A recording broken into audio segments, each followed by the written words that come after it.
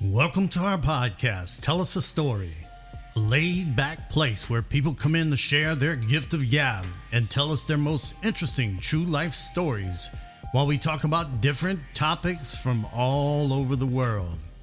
I'm Babu. I'm Frenchie.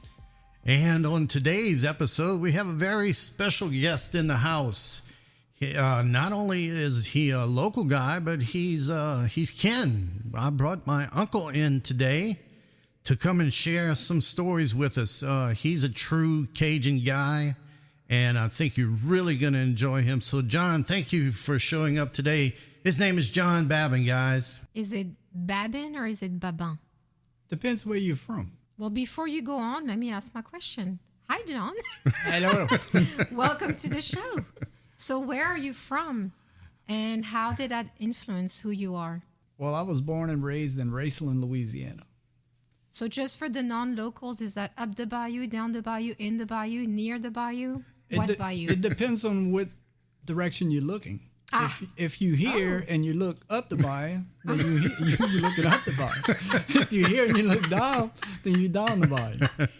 Okay, So We understand that much better now. You're the first person who actually says that, so it complicates everything. Absolutely. Oh, my God. So I was born and raised in Raceland, Louisiana. And Raceland is a small town situated about 50 miles southwest of New Orleans, Louisiana. Mm-hmm. And everyone knows where New Orleans is.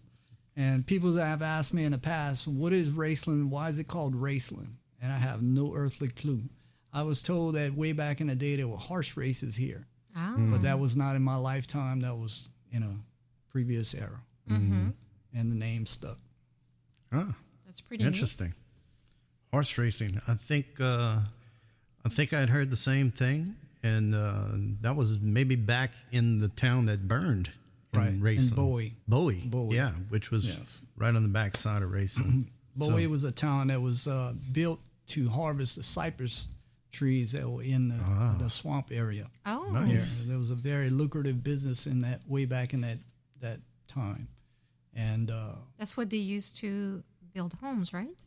They used cypress for a lot of things in this area, but they also shipped it away too because it's just a very durable lumber and was quite available here. Mm-hmm. And so with the natural waterways, a lot of those logs, those trees were floated to different areas and brought down Bayou Lafourche, which at one time was a tributary of the Mississippi River. Oh. And so there was a really highly used navigable bayou. And I was told that there are some tales that Jean Lafitte actually traveled up Bayou Lafourche. Oh. That's interesting. So that may be some Jean Lafitte treasure buried somewhere nearby. Oh. We need to start looking. Yeah. I've been looking. Don't give up, John. I found a lot of rocks. One never knows. Absolutely. Yeah. John is a true Cajun. I'm sure that if you had to, you could live off the land. Let's put that hypothetical into play. Let's say that did happen. What would the first meal be? Well, please don't say goat. No, honestly, I've never eaten goat. I've eaten goat cheese, but never eaten goat meat. Yeah, Not yet, anyway. We'll get to that later. We'll get to that. Goat cheese will be in the story. But backing up to the Cajun culture, and our people came from Louisiana via Nova Scotia. Mm-hmm. They were deported from Nova Scotia after they had moved there from France. So we Acadians, huh? Acadians, right. And we have roots back to France. And my parents were the last predominantly French-speaking people in Louisiana. Yeah. So my generation was the last generation that actually had French-speaking parents. Oh, wow. And my parents had to learn English when they went to school. So they spoke only French until they were in school age.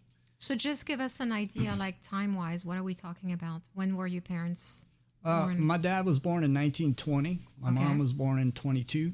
Okay.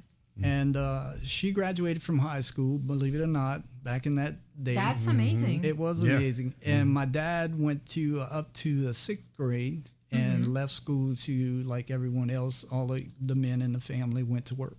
Yeah. to help support the family. They had Correct. a very large family, had 12 children, and so they were quite resourceful and lived off the land, like you questioned. And we relied on wildlife and vegetable gardening. And if I had to think about what I would eat, what would be my first meal if I was living off the land? Probably rabbit smothered with champignons and onions and with a brown gravy on some rice. The type of stuff you have to pay a good $1 nowadays in a restaurant. Right. My mouth just watered a little bit. I know. Absolutely. That was one of my favorite meals growing up. I love rabbits too. Yes. Yum. Mm-hmm. Very good. So you said your dad lived off the land. Can you tell us a little more about that? Well, my dad was at some point in his life, he was a farmer. He worked in people in this area grew potatoes and shallots and various other vegetables and shipped them to New Orleans because there was a market to actually make money, to actually buy stuff that they could use that they couldn't produce on their own. So that was a part of their business, and we actually have, and it's so interesting. We have some ledgers that my mom kept that belonged to my grandfather, and he was sort of like the head of the family and my mom's family, and so my dad worked for them, and they would ship vegetables and various other crafting things that they made to New Orleans to get money. That is super neat. Yes, yes. And so my dad did that for a while, and then he became a trapper, and he trapped fur-bearing animals. Ooh. And when he first started, it was trapping muskrat, and he would travel down to just below Raceland, and where it was more of a marshy area, and he would trap muskrat. And then I believe it was around the 40s that someone brought in an invasive species named a nutria. Yeah. And the nutrias took over the marsh, and it was much easier to trap nutria than muskrat. You didn't have to walk in the marsh. You could travel in the bayous and the canals and able to go out and get these things. And we would skin hundreds of them and sold the pelts, and they made jackets and gloves and hats, and it was quite beautiful stuff. Wow. We never really owned those because we couldn't afford them, but we got to see some of them and actually handle some. So who would buy that? There was a couple of buyers in the area. One was living in Raceland, and this other man was living down, I believe, in La Rose area. Okay. And they would come, and they knew who would be trapping, and word kind of spread around. And so they would come every week and during trapping season, and they would buy the pelts. So we would dry them, and they would come out and harvest them into these sacks, and they would pack them for shipping, and they ship them overseas. Oh. So they didn't process them here, but they actually packaged them and shipped them overseas. I heard that at some point that was done also with alligator skin. Absolutely. That was sent to especially Italy and places like that where they would use them, obviously for leather, but... Yes, and my dad was involved in that as well. Mm-hmm. Sometimes not so legally, but the Cajun way. He did some of that, and but he also had a turtle pond, and we had a stock of turtles, and they would lay eggs, and we'd harvest the eggs, and he would hatch the eggs and sell the baby turtles as pets. And that was a very good business as well. And in the meantime, on the side of doing that, he was a really busy guy. And in the summertime, he would fish catfish. So we did fur animals in the winter, turtles in the summer, and catfish in the summer. And, of course, gardening. We had a lot of garden and a lot of vegetables to harvest and peel and shuck and do all these things to process them. But it was a great life. That's awesome. And my kids are jealous when I tell them stories about that. Dad, I wish we could have grew up like that. That sounds so cool. I know. I agree. I want to be in that era. And just, if you think about it, you lived off the land, but health issues were not an issue. You ate well. It was healthier in every way possible and imaginable. Yes. And just the sense of family and community, right? Absolutely. It was very much a family atmosphere. On Sundays, of course, Mom would cook, and the whole family would come over, and we'd have Sunday lunch together. Of course, we called it dinner. We didn't call it lunch. It was dinner and supper. I need an explanation on that. I've been in Louisiana for 17 years, and I'm still confused, to the point to where people tell me now, okay, we mean dinner, lunch, not dinner, supper. Because, lunch and dinner. So, or dinner and supper is the same for me. So at lunchtime, it was c'est temps pour dîner. It was time for lunch. So that was dinner. That was dinner. Wait. We ate dinner. So and at nighttime, it was c'est temps pour ton souper. Pour le souper. And so we'd have supper. Yeah. So it's always been dinner at lunchtime and supper at nighttime for us. Maybe it was a Cajun guy somewhere way, way back when who was drunk and he heard dinner and supper and it was the same thing. And it's like, bah. Probably so. I'll just show up for lunch. Slept through lunch and he had dinner. Something like that. Yeah, that sounds about right. That's highly likely. That is so funny. Okay, so you're a jack of all trades, among which music, just to name one. Can you tell us what instrument you play and when you started?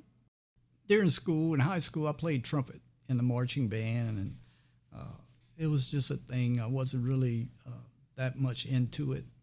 And as I got older, got out of music, went to work. My last year of school was half a day of work and half a day of school. So I was trying to get out of school as fast as I could. Yeah. School wasn't my thing at the time. Back outdoors, huh? I wanted to be outdoors, hunting, fishing, getting dirty. And that was my thing. And in 1992, my best friend died. And I lost my dad. And it was really hard. And I'm sure I went through a bit of depression and, just a rough time trying to find my way in life and trying to find out, why was I here? What was I supposed to be doing? What's your purpose? What was my purpose? And I always had a really strong appreciation for the French music, particular Cajun music, but it wasn't so popular in our area. It was more popular around Lafayette and out West Louisiana.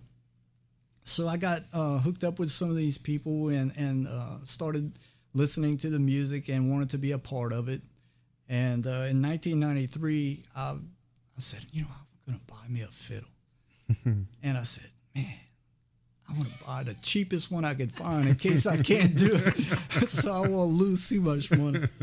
So I did. I bought the cheap, dollar store fiddle and just for those who don't know, is there a difference between the fiddle and a violin?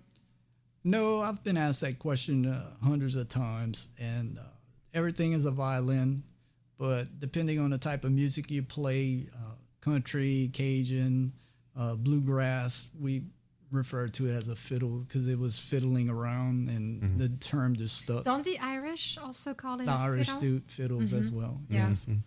So I bought that instrument and just poured myself into it. And I tell people often, I say, my hard work and my work ethic far surpassed my natural talent as a musician. But I just wanted it so bad, and it just kind of fit into my need at the time. And maybe who you are, that same kind of camaraderie and being part of the land and all that. Yes. And so I made a vow that I would practice an hour a day for a year. That's dedication. And probably I could count on one hand how many times I didn't do it. I would fall asleep with it in my hand. I would, excuse the expression, I'd bring it with me on the toilet. You were dedicated. Absolutely. And it just became a part of me. And I just found a purpose. And it brought me out of, a depression. And 5 months later, I actually sat in with a band. And well, that's impressive. One thing about Cajun music, there's never enough fiddle players. And so once the word got out that I was a decent fiddle player, I began getting calls, and of course, just the pleasure of getting on, and with the fiddle in my hand and be able to express myself in a way that I never could before, and pour out my heart. And I think that's what people really gravitated to. And I've been told that many times, that, just your presence on stage was just so, special. And I think that's why, I was successful at it. I wish we had a fiddle. I've had a lot of opportunities to play and to share my talents, and put it on the shelf for a while. But what do they say, that time. music translates emotions that words can't? Absolutely. So that's what you did. Yes. Yeah. And it made me, it took a person who was a chronic introvert and turned him into somewhat of an extrovert. And I wanted to share my experiences. And one of my favorite things to do was to play at Mulots, because I was part of 2 house bands at Mulots in New Orleans. And so I got to just speak to people from all over the world, and they wanted to know, man, what is this Cajun thing? I want to know. And is these Cajun restaurants here? Is that actual Cajun food? and just, I would spend my break time just walking Just around, mingling, talking to yeah. people, and I met, countless people from all over the world, just infatuated with the Cajun culture. You were exotic. Yep. Yes. Yeah. Yes. And I dressed the part and I looked the part. I had the big shirts with the puffy sleeves and the long Did you have hair. a hat? I did, but not often wore the hat inside. But yeah, I did have a hat, and it was quite rewarding. I got to do some things I never thought I would ever do, That is and awesome. it prepared me for things that I endeavored to do later in life. And I like the fact that you said you were an introvert, and that kind of brought you Absolutely. out there. It just opened you up. The first time I was on stage, my knees were shaking so bad I thought I would fall down. I actually had a stool, and I would lean up against the stool because my knees were so weak. And just... In French, we have a word for that, le trac. When you're super scared, kind of like you choke up a little bit, especially for people on stage. Yes. Avoir le trac. So And now, there you now it prepared me for some public speaking and the job I have, and just, it's been really rewarding to be able to look back and say, what started out as a meager endeavor turned out to be this life-changing thing that, really propelled me into, countless other opportunities. Well, I was going to ask you, what event changed your life forever or for the better? Is this what you would say, or would you share something else? Well, I think it's something else. Many people don't know this, but when I was 18, I got diagnosed with a chronic illness. Okay. And it was ulcerative colitis. Oh, wow. And it was quite devastating and isolating. Because I couldn't, I was forced to stay in close relations to restrooms and just chronic diarrhea, blood loss, and, just a whole array of other complications that added to it. And this was back in probably around 1980 that I first got diagnosed. And it was rough. And I know one of the other questions you had mentioned you would ask about bodybuilding, and that's how I got into bodybuilding, because I wanted to try to take care of myself and try to get out of this illness and see that there was no cure.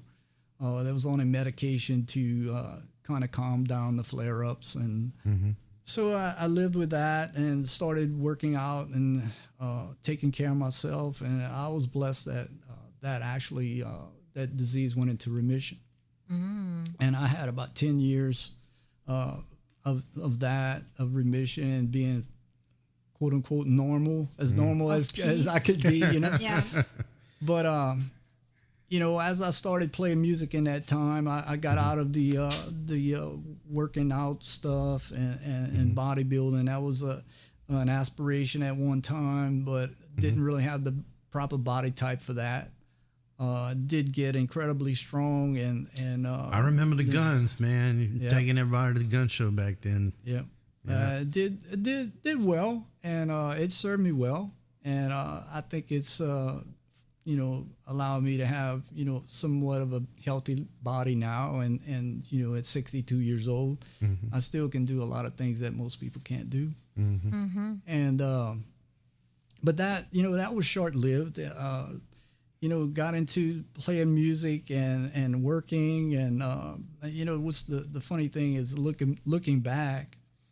I was working a full-time job and trying to play music as often as I could because I just wanted it. I wanted it so bad. I wanted to just do it. I didn't have aspirations to be this big name person. I just felt, when I was on the stage and it's just able something to you loved. pour my heart out, and it just was so addictive to just be able to do that. Well, you probably did it for all the right reasons. Obviously, it's something that you really connected with. Yes, it was a very strong connection, and my last year that I played music semi-professionally, I played 254 jobs. Oh man! And still maintained almost a full-time job.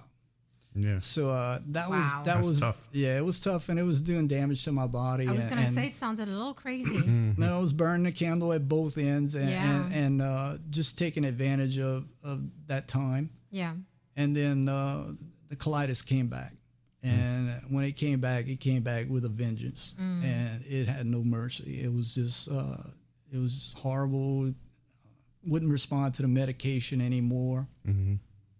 And I think that when you say what would be the most prominent life-changing event, I think it would be when I started to seek a relationship with God, and I went to this small country church in Rain, Louisiana, and I had heard that people were praying for sick people, and they were that people were getting healed, and I had gone to countless other church services and healing services, and had been prayed for, and nothing seemed to work, and I couldn't find the right combination of things to just get the right fit. Yes. Apparently. So when I went to this service, I just felt the power of God, and just so strong and powerful, and there may have been 15 people in the church, but it was just incredible. And so I went there and went up to the altar, got prayed for, and nothing happened other than I felt the power of God, and I just wanted more of what I had felt. And just a hunger, for God, and a hunger for just to know God and have a relationship. And so in the process of that, I had 4 abdominal surgeries within a year. And that's a lot. It was a lot. And it was debilitating. Went through bankruptcy, went through, lots of other challenges. And I remember hitting a low point. I laid in my bathtub, and I begged God to let me die. I wanted to die. I'd been tired fighting, and I'd gotten down to 92 pounds. Oh my God. And it was between one of my hospital stays. And just knowing that, I didn't want to face this anymore. Yeah. And but God had other plans, and that wasn't in the cards for me. So I think, without a doubt, what happened next was probably the most life-changing event when I went back to that church, and it was probably a few months later. Excuse me. And I went in, and I was just a broken individual looking for a ray of hope. And went in. I couldn't tell you about the service, couldn't tell you a whole lot about it, but when they had an altar call, and I went to the front and got prayed for, and I just received the baptism of the Holy Ghost and felt the power of God. It just shook my body. It shook everything in me. And, it wasn't an instant healing, but, having surgeries, having my colon removed, and being restored physically, it was just a true miracle. And It's a true shift. in- yes, in it was a everything. shift, and it was something that really changed my life. It gave me a new direction and a new outlook on life. Right. And what really blows my mind is how God uses these tragedies in our lives to turn them around to help others. And since that time, I've been able to counsel many people that were in the process of preparing for the next life. And look, when you say this, I'm thinking none of us learn lessons from the easy stuff. Right. We That's true. all, hopefully, anyway, we all learn lessons from hardship because that's Yes. when you have to fight and make a choice. Right. And it sounds like you made the right choice for you. Yes, and I've been blessed, and you know how God turns things around. I had a friend that I played with this group out of Baton Rouge, Louisiana, and this one guy, we just became really good friends. And when I got out of the music business, we kind of lost touch. And we talked from time to time, but really there wasn't a whole lot of togetherness, but we just knew that we still loved each other. We just had that bond. And so I get a call one day from another musician telling me that John's wife was looking for me. She was trying to get in touch with me. And so I called up his wife, and she said, look, I just, I want to tell you, John wants to talk to you. He's got diagnosed with cancer, and he's got 6 months to live. So I said, okay. So went meet with him and, sat across the table from him and just, had a real conversation. And, when you have a death sentence and hey, I only have so many days to live. Yeah. I want to make it, right. And so he said, look, I'm going to be playing with you. He said, I know you're real. Nobody Right. walks away from what you did and live the life you're living. And he said, I want you to speak in my service. I want you to do the eulogy. And so, of course that must have been tough. That really hit me hard, and it Yeah. still does. To know that, someone had that much respect for me and the life that I've chosen to live. And to me, it was such a blessing to even be there just to console him and to talk to him and to share some things that, I had gone through and talked about and talked to God about, and, was able to share those things with him and help him to understand, hey, it's not all doom and gloom. This life is temporary. We headed for eternity. And so we had, we just shared a lot of things a lot of intimate thoughts and conversation. And so he lived about 2 months and was able to do his service. And it was just incredible, to think that. And it was a humbling experience for me to know that, God had turned those tables around. And I had a couple of other friends that we played music together, and basically the same scenario. I remember them coming to my house, sitting across my table and looking at death in my face. And, them not knowing what to say. And me actually turning around to try to console them and comfort them, knowing that, hey, it's going to be okay. Yeah. I know, I'm dying, but it's okay. I'm good with it. But, It's God, just a surreal it is situation. It is. It's a just it shakes you, and God turned those tables around, and I got better. And one of my friends, one of the two, he died 6 months later. He had cancer, and he went through horrible treatments and suffered, and it was just really bad. And I went to his house and sat across from him. And he made a comment that really just it never goes away. And he said, out of everyone I've ever talked to about this since I've been diagnosed, he said, you're the only one that knows what I'm going through. He said, you're the only one that's walked in my shoes. Yeah. And so that always stuck with me. And of course, we buried Will. And then the other guy lived a couple of years after, and he had cancer, and he passed away. And these guys were in their 30s. Oh, wow. So, it's very sobering to know that, things don't happen for accidents. It just happens. It happens for a purpose. And like you said, we go through tragedies, we go through things, and it's a preparation for, to get you to a better place, but also to help others to get to that place. Well, and also I always feel like when, even with our kids, we don't want our kids to suffer, but sometimes you think if they go through something hard, Right. it also teaches them about compassion and maybe to be a little bit more tender about certain things, as opposed to, if everything goes well, there's no way you can understand what, someone else goes through. So Right.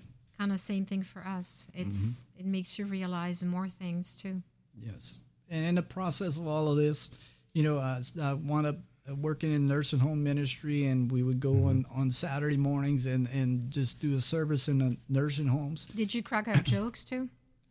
Not a whole lot, but what's funny about it is I made my kids come once in a while, just so they could, like you said, experience this is how life happens sometimes. Right. Yeah. And the potential's there that I may go through this, and you may have to take care of me. So teaching them compassion and love for others, for your fellow man, is just to me, I think is lost. It's the best lesson. It is. It is. So my kids, I can remember when Jonah was a little bitty boy. He was just started walking, and we had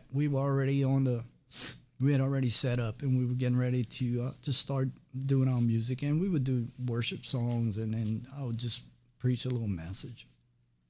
But my thing was, I would go to each and every person there, and I would shake their hands and talk to them and see how they were doing, just to kind of make a connection, and Right. just so they would know that, hey, somebody does care. And so That is huge. This Yes. one day, we were getting ready to do our thing, and just, the situation in there is not always a happy place. And this particular one day, it was pretty rough. And my wife walks in with Jonah, my little one, and he started at one end, and he greeted every single person. And I just watched in amazement. Oh my And God! each Yes. person, as he got to that person, their whole persona changed. They just Well, it just brightened them up, I'm sure. it's just like turn the light switch on, and they all just like, oh shit, look how cute. I know. And he was not shy. He walked and he greeted every one of them.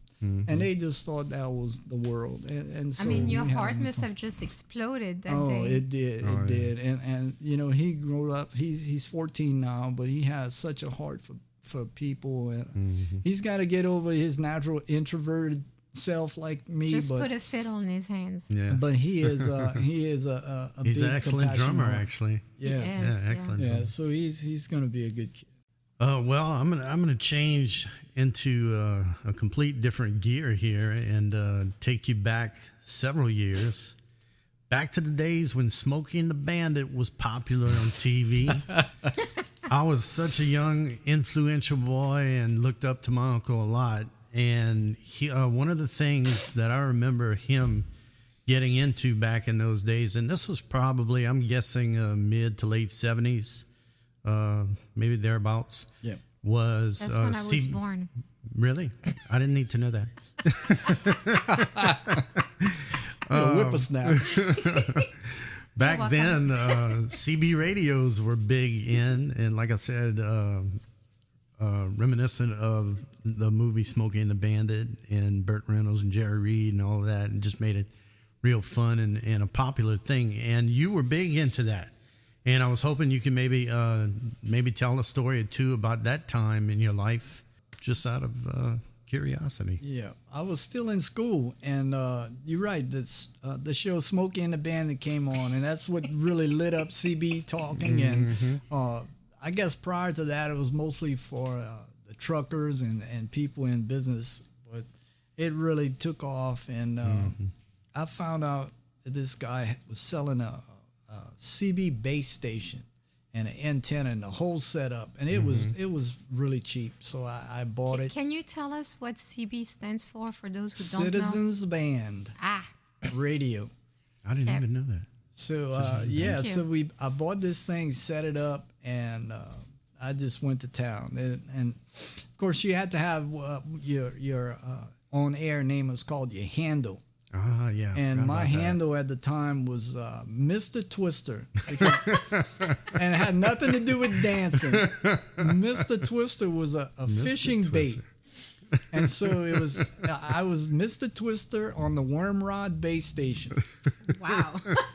And so there was quite a few people in the local area who had CBs, and we would talk periodically. But I used to enjoy sitting up at nights and just leave it on, and you could hear people just conversing, and there's something in CB is called skip, and sometimes in the atmosphere, the radio waves would bust through and they would go further than they would normally supposed to go through to, and if you just happen to be in that right time and had that connection, you could actually talk to people, way beyond the range of a normal conversation on a CB.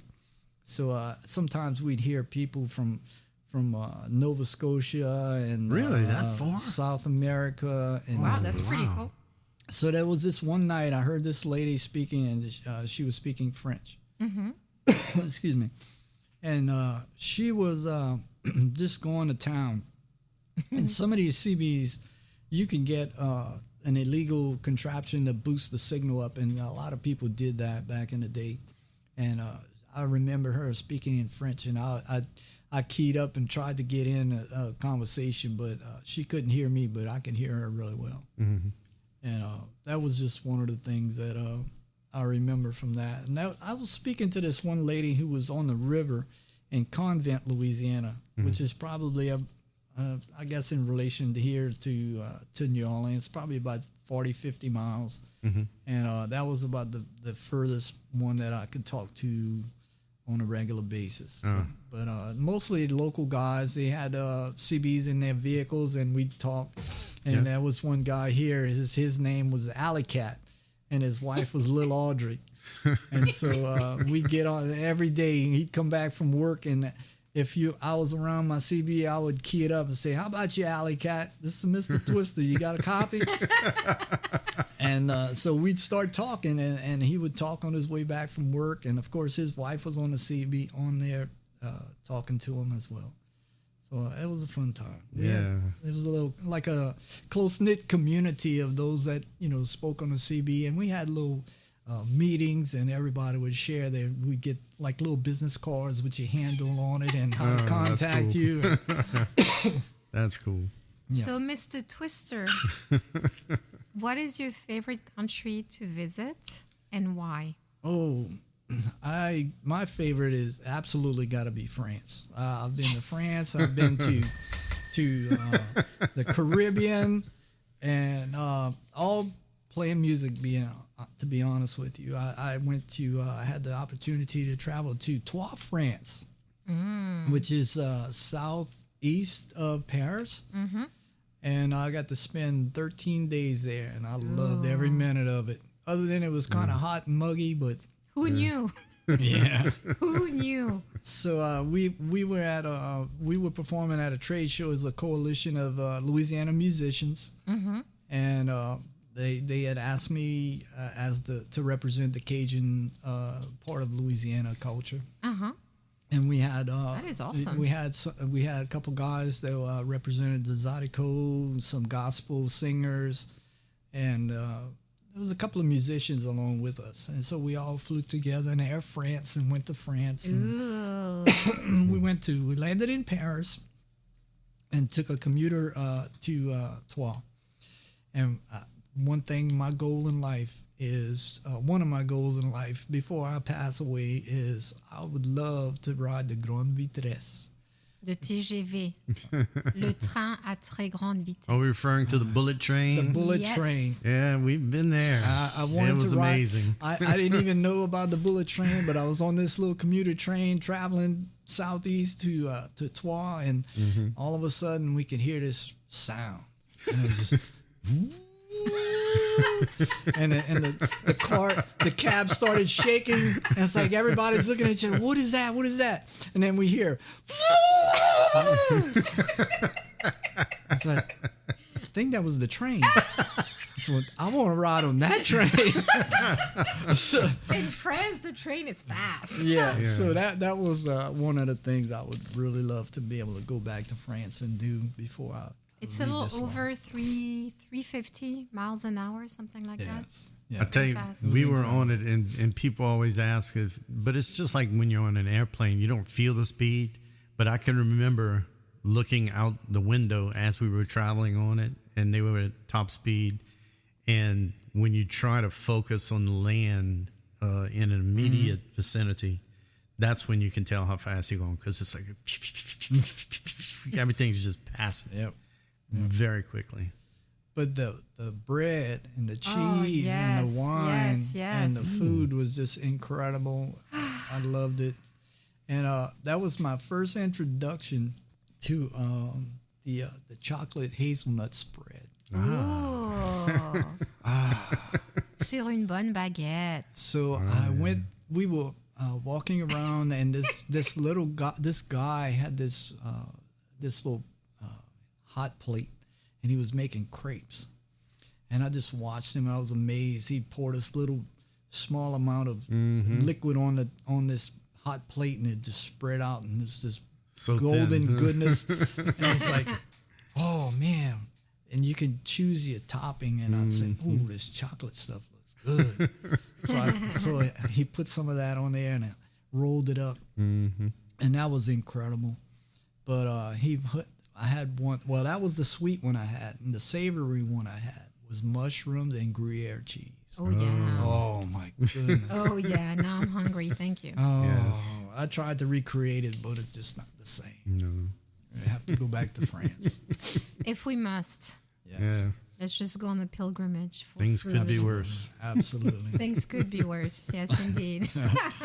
So yeah, I would definitely love to go back to France, and I would want my children to take my children there and let them, my wife and my children, and let them experience, what a wonderful culture and experience that was for me. And when I first started inquiring about going, and I've had some people tell me that actually probably never been to France, so well, don't expect the people over there to be nice, and don't expect this and don't expect that.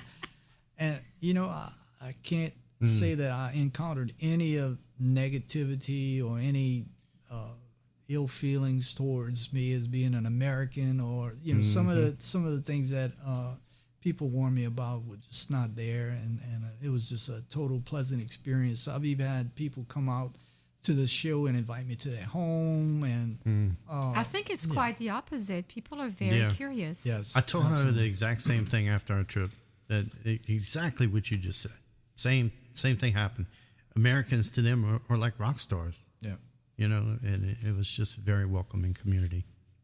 Yeah, it was. I don't know if it was the novelty of being an American or being a Cajun, but we just was so well received and treated so well. Just it was a pleasant experience. Well, I'm glad. This makes me very proud. Yeah. It should be. Of course, back when I went, it was still the francs and That was and the so good. Yeah. that was prior to Euro days. So I don't know I how miss it is those now. days. No, it was a good deal to go with the American dollar. Now it's too close. Yes. Yeah. It's not as cool. But Air France was cool too. Oh, yeah. Used to be, by the way. This podcast is not sponsored by Air France. Well, last question. What are some of your favorite hobbies? And like I was mentioning, please mention the goat. Okay. Which, by the way, the goat is known as Rufus, but I call him Gaston because I think he likes it better. He looks like Gaston. He does. Yeah. So one of my favorite hobbies, I guess, would be cooking. 'Cause, I love to cook. I love to experiment. I'm not a recipe follower, but I do like to look at recipes for ideas. I watch a lot can of relate. cooking shows. Yeah. And I just it's my creative talents are applied to cooking, and I just enjoy seeing my kids' face when they just they walking away and take a bite and they turn around and they just give me that look, Dad. Nailed it. So one night, my son Jonah, he's walking away with his plate and he stops and he takes a bite and he turns around and says, Dad. And he just shakes his head. No. And that says it all. Oh, yeah, that was it. So, yeah, that's the kind of stuff I like. I like, and this probably going to take you back, but one of my favorite things to do now is go grocery shopping. Yes. Because I like to go find the good stuff. And I have a list of grocery stores and specialty stores that I go to, and there's a handful of items at each one, and so grocery shopping for me is an adventure, and I like doing that. So I still like to fish and hunt, and now we have some property here, and we wanted to have some farm animals, so we started out with 6 chickens, and so we got laying hens, and we've eaten countless fresh chicken eggs. I tasted them. Those are the best too. Yeah, they I are can really see how good. yummy they are. They are really good. Yeah. And then my son, my middle child, he says, Dad, we need some other animals. I said, yeah, I know, son. But, we just got to take it slow. And so he puts it out there on Facebook. We're looking for an animal. Well, one of his friends contacts him and says, hey, man, he said, I got a goat I want to get rid of. He said, you can have him. It's free. Aww. He belonged to his aunt, and the aunt had him as a pet. And so they said, just you can't eat him. I said, no, we're not going to eat him. You can't eat them. So we took control over the goat, and my son named him Rufus. Rufus. So Rufus is the star of the show. And He is. he He looks so gentle too. He is a lovable goat, Yes. and he likes to rodate.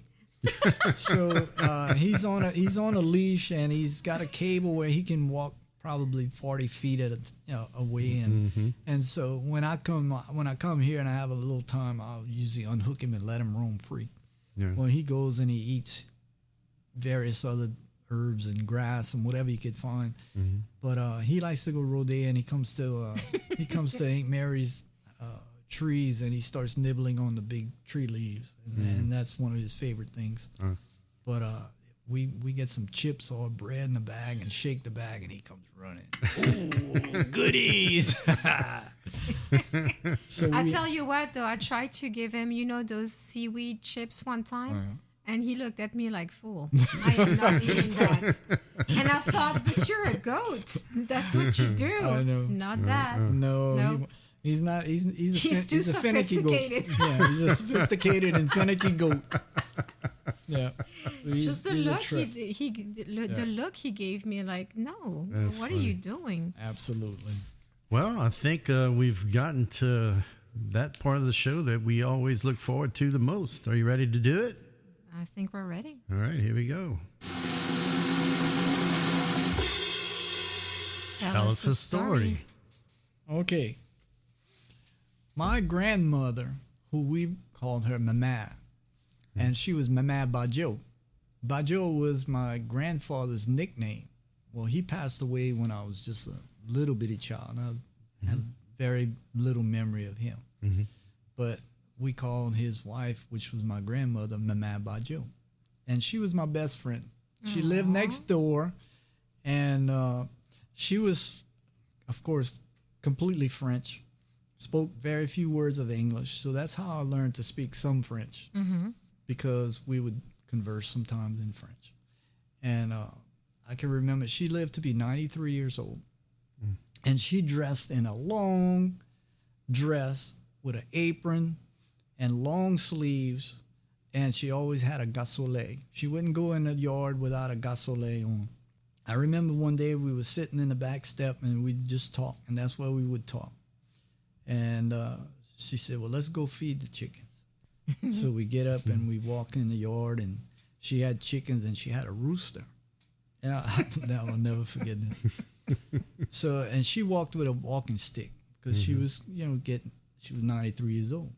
So she's walking with this stick, and she's holding my hand, and we walk into the back, And don't that rooster come by close enough, and he attacked her leg, Oh. and he made her leg bleed. Ouch. Well, she took that stick and whacked the rooster, wrung his neck, threw him in the yard, And coq au vin. and he was gumbo. He wound up being a gumbo. He made it to the stew. I'm going to show you who has the last word. Yeah, so needless to say, and of course I was afraid of the rooster because he would chase you, and we'd go close to him and just tease him. Mm-hmm. But that day he met his match, and my man popped him with the big walking stick. He made it to the pot. He made it to the pot, to the gumbo pot. Yes, indeed. Should have thought Yes, twice indeed. before you heard the mistress of the land. That's right. That's funny. That's one of my stories. Is there another? Yeah, I could tell a few stories. Yeah, give us another Please. one. I'll Yes. tell you a story. When my dad was younger, and he had this cage in the back of the house. What was his name, by the way? My dad's name was Buster. Buster. And that was not his nickname. That was his real name. Buster Brown. Buster Brown. That's what we call him, Buster Brown. So my dad had his hands in all kind of stuff and animals and just always cleaning fish or skinning nutras or some type of animals or working in the garden. Well, he had this cage he built in the back, and he was raising some alligators. Ooh. And in the wintertime, of course, alligators, they go into hibernation. Mm-hmm. So he would cover the cage with tin and put some blocks on top so that they would kind of stay warm. And summertime, the alligators are active, and you had to feed them. In the wintertime, they were just really dormant. But if you went to the cage on a warm afternoon, and you tapped on the tin, you can hear they would Hiss. They would hiss. Well, one day this man came to the house. Oh, God. And the cage he was fed to the and alligator. the cage was covered. And my dad was such a jokester. He loved to play tricks on people. And this man came. A man came from New Orleans actually, and he had come to buy some of the coon meat, because my dad would have coons sometimes, and he would keep the meat. And these people had a restaurant in New Orleans, and they would come and buy the meat to cook for their restaurant. Mm-hmm. So this man comes to the cage and he said, "Buster, what you got in that cage?" Oh, God. My daddy said, "Oh, that's my pets. Go see." Oh, no. And so this was I'm nervous for you. older man. He was man. a little up in age, and he goes to the cage Oh, God. and he pulls the tin up a little bit, and he hears that. And he jumps back. He said, "Buster, what you got in there?" And my daddy starts laughing, and he says, "Open that thing and look in there." And boy, when he picked up the tin again, my daddy pinched him on the back of the leg and said, "Woo!"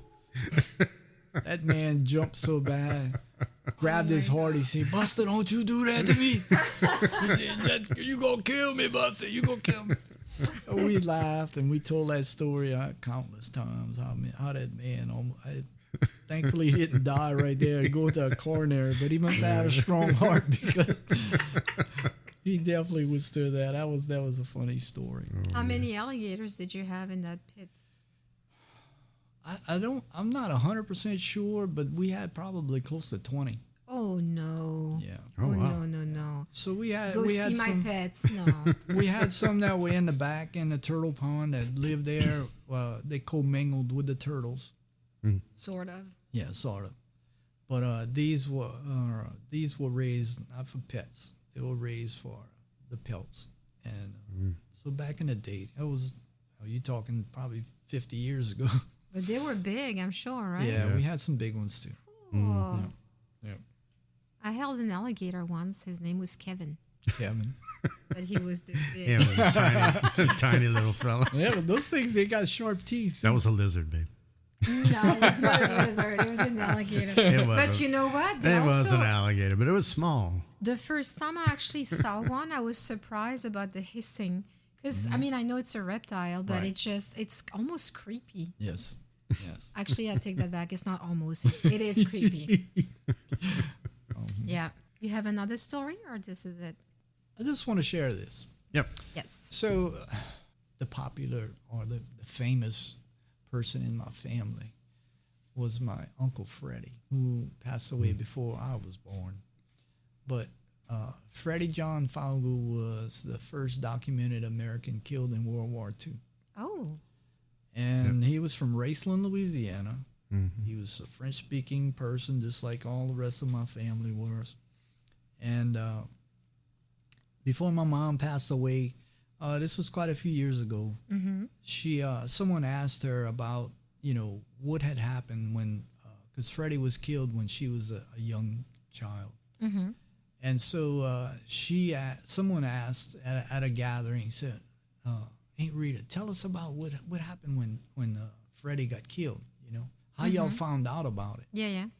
Well, of course, there was dirt roads. It wasn't highway like it is now. So there was dirt roads up and down by Lafourche. And my mom told the story in French. And I think we have it recorded somewhere. And I hope to God we do. We can put our hands on it again. But anyway, she told the story in French, how the guy from the funeral home tracked down my grandfather and his family and came to their house, their farm, and began to tell them, so "Are you Freddie's? Is Freddie John Faou your family?" and blah blah blah, and asked them, to verify. And then he told them that Freddie had gotten killed, and that was like a major ordeal for Raceland at the time.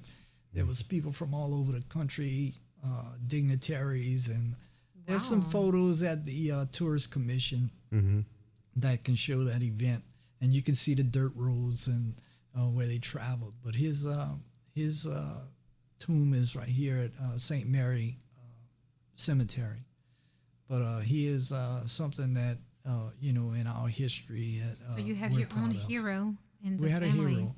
Yeah. And I took my family to Baton Rouge a few years back, and Jonah was a little baby, and we walked on the Riverside Park, and there's a wall, a veterans wall there, and I was so proud when I walked up and I saw my uncle's name on the wall, and I said, "Look, and I told my kids, I said, "Look, that's your uncle, that's your great uncle Freddie, his name's on this wall, he's a hero," and that was just something in history that just the stories of how there was a plaque that was made, and it was on the ship. He was on the USS Augusta in the South China Sea, and I believe it's a martyr that went off, and that he met his demise from. But there was a plaque that was put on the deck of the ship where it happened.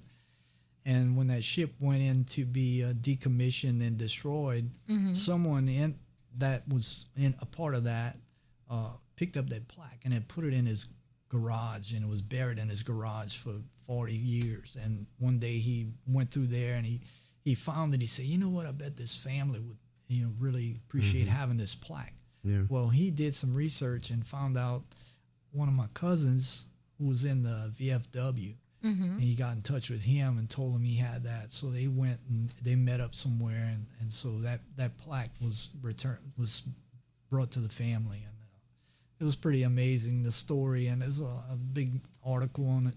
That is unbelievable. What a neat story. Wow. Yes. And I think it's really important that you share that with us and that the story keeps going. Oh, yeah, it's definitely. nice to remember. Yes. We love informing local people about all these things and bringing that to everybody's attention. So. Yep. I'll be the first one to thank you Yeah. for being part of the podcast. Sure. Thank you for being so candid and humble. Sure. And one thing I take away is you have a lot of heart. And for someone who's so introverted, you're quite focused and disciplined. What a life. Yes. So thank you. I've been blessed and have a lot of things to be thankful for. A wife Well, and just for beautiful you to kids. say that shows exactly what I just said. You're very, very humble. It's very nice, very enriching to hear. Thank you. Yep. I'd Thank just you. like to add thank you also on my side for being candid as well and telling us a little bit about your private life and your venture into music and how powerful music can be. to different and people. transforming in his case. Yes. So all amazing stuff, funny, just real, which is what we love here on the show. So thank you so much for that. Yes, thank you. And remember, those who don't believe in magic will never find it. We all have stories to tell. What's yours? Well, you heard it, folks. That was Mr. Twister joining us on the show, Mr. a.k.a. John Babin. Thanks so much again, John. You guys take care, and just a little plug out there for 23andMe, because they say I'm a little more French than Frenchy. Be quiet. Take care, guys. Bye now.